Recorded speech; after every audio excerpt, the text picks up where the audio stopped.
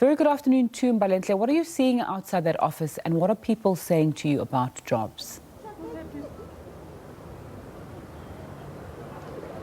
Good morning, good afternoon, Nzinga. Yes, indeed, we are standing outside the offices of the Labour Department in Braamfontein, and we're actually just trying to get a sense of the unemployment numbers on the ground. I mean, I'd like to just compare what we're seeing today to the last time we were here. I remember the last time when Stats SA was expected to release those crucial unemployment numbers, and unfortunately there was that delay, and they've been released today. The last time we were here, there was a very long queue. There was a queue that snaked around this building and went into a passageway which is alongside two buildings. That was a long, a very, very long queue. But that was not the only thing that we saw the last time we were here.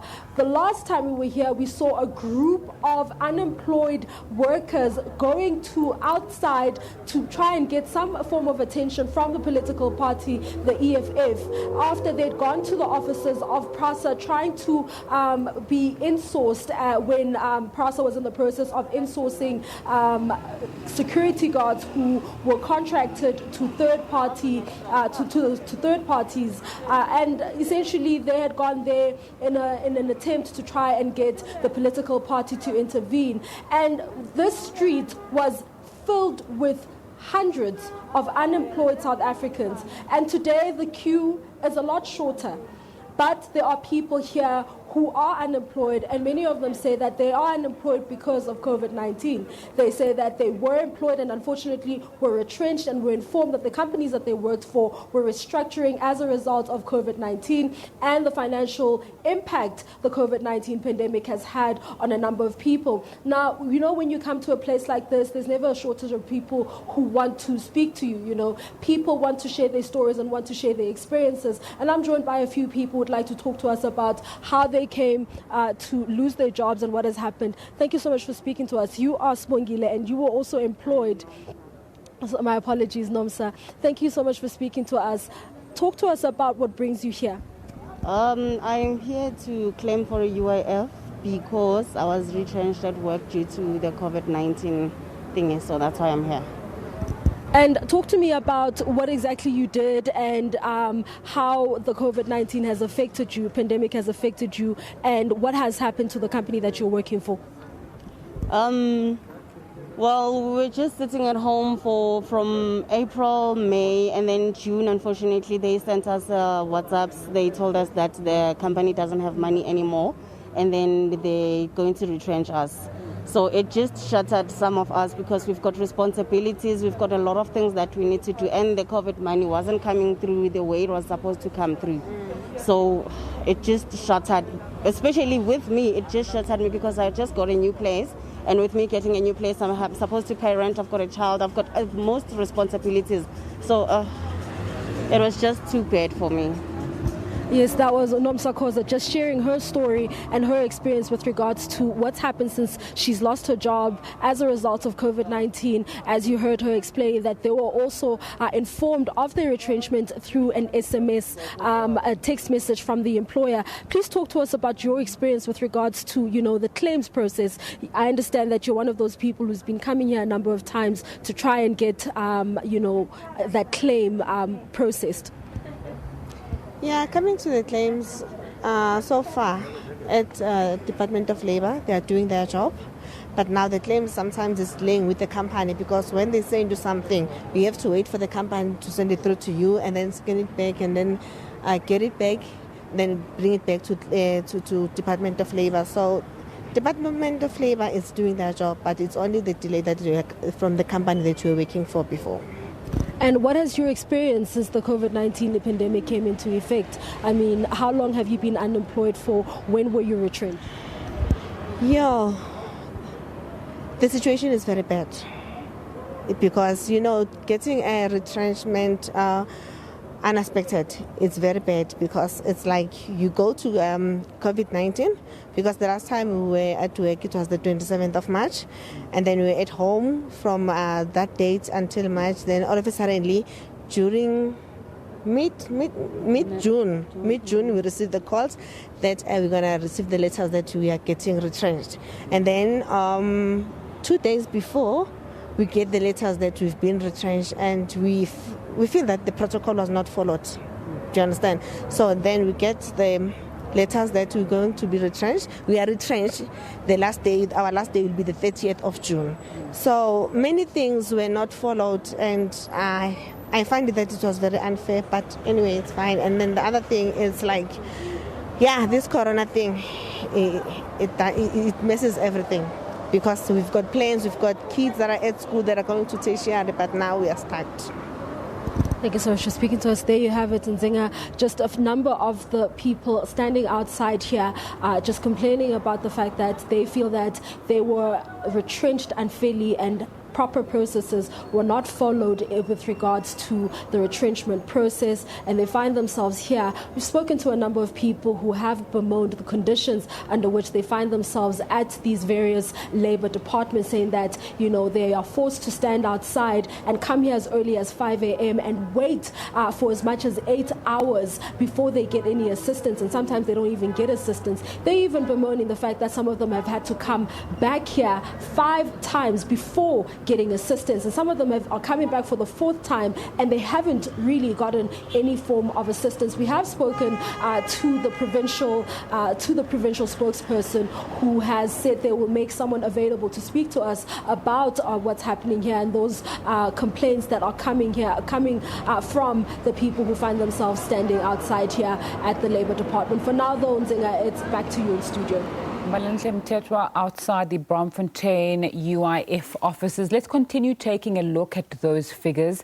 I'm now joined by SAFTU Secretary General Zwelinzima Vavi. Thanks so much for your time on SABC News this afternoon. Statistics South Africa saying over 2 million jobs lost. Unemployment is highest among African people in the country. What's your reaction? Well, look, it's very difficult to engage with. 2.2 million jobs shedded in the second quarter is a disaster in every stretch of the imagination. And you can say at least it's not the 3 million that some economists predicted that we're going to lose, but it's not far from that. 2.2 million people who used to provide for their families are no longer in a position to do so because they have lost their jobs. And that's a disaster, because when you look at every worker in South Africa, you always must consider that African workers, black workers, and when they lose a job, it means that 5 to 14 dependents lose their income.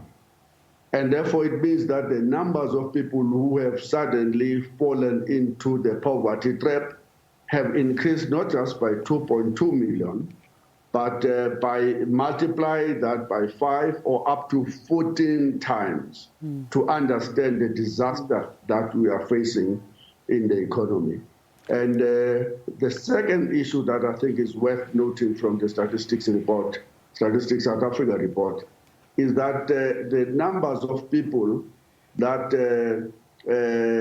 are no longer actively searching for employment declined as a result of the lockdown. As a result, we have some 2.8 million people who are supposed to be somehow still working somewhere. This is a definition issue. Same like we're getting the reports that the numbers of discouraged workers have declined by 447,000. Again, this is the definition issue. It means that there are too many people in the economy who are not waking up or were not actively searching for employment opportunity during the second quarter period, and or who have given up altogether, who are no longer active economically, and who are now part of what we call the non-economic active citizenship. Okay. They don't even bother looking for employment anymore. And that's very dangerous for any country. So you've been very vehement about the shortcomings of South Africa's economic policy. You've even been quoted as saying that the levels of poverty that we're seeing could lead to a civil war. What should be done? We have submitted a Section 77 notice yesterday as SAFTU.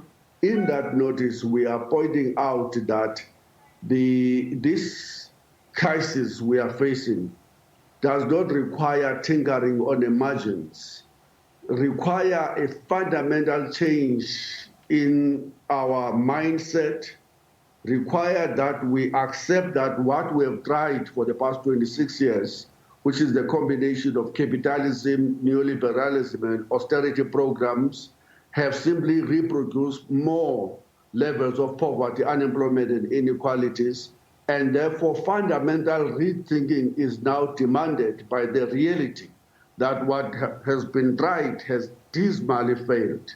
And that's why we have submitted demands that says, first and foremost, let's overhaul this economy. Let's overhaul it in such a manner that the prime objective of every economic program and policy will be about meeting the basic needs of workers, not of a small capitalist class that accumulates all of the profits, but of the working class, for employment, for infrastructure, for better education, for better health care, for an environment that we can bequeath to our children to live under normal circumstances. Let's do something about the rates of the destruction of our environment, and do something about the fact that we have large regions in our continent and in South Africa which are devastated by that impact of environmental change, and which have no water today, and who are have to be moved out of their areas because they are now suddenly prone to floods and all of that. Let's change everything, and let's ensure that those who have no property have, those who have no land have land and can actively participate in the economy. Only when we think out of the box can we begin to say that we are dealing with the crisis at hand. Okay. But if we're going to continue to do what they are doing in Nedlec, tinkering on the side of the crisis, we will continue to be where we are for another 26 years down the line. So very briefly, Mr. Vavi, you've spoken about how there needs to be a complete overhaul and unity. Who's listening to you if you've also been quoted as complaining that Nedlec is shutting out some unions and you are planning, along with other unions, to strike in December and next year and possibly have a shutdown of the economy next year? We're going to do that intensely not just the labor movement, but as the broadest possible front of the working class formations, including some of the small businesses, taxi associations, all of them that are shut out of the mainstream of the economy due to the kinds of policy propositions government have been pursuing. For example, we find a common cause with the taxis that even though we are calling for a public transport system that is accessible, that is affordable, and that is safe, but at the same time, we take an issue that the government continues to pour billions into the elite transportation systems such as Gautrain and the SAA, but will not put a single cent to subsidize the taxis that transport between 62% and 70% of workers to and from work. So we're building a front with all of those people, and government and those that are locking us out of Nedlec are going to invite us themselves so that we can have a discussion about these issues. They will have no choice. Zwelinzima Vavi, Secretary General of SAFTU, thanks so much for your time on SABC News this afternoon. We're going to continue taking a look at that second quarterly labour force survey that was announced earlier on by Statistician General Mbalenhle Mthethwa throughout the course of On Point and SABC News today. For now, let's take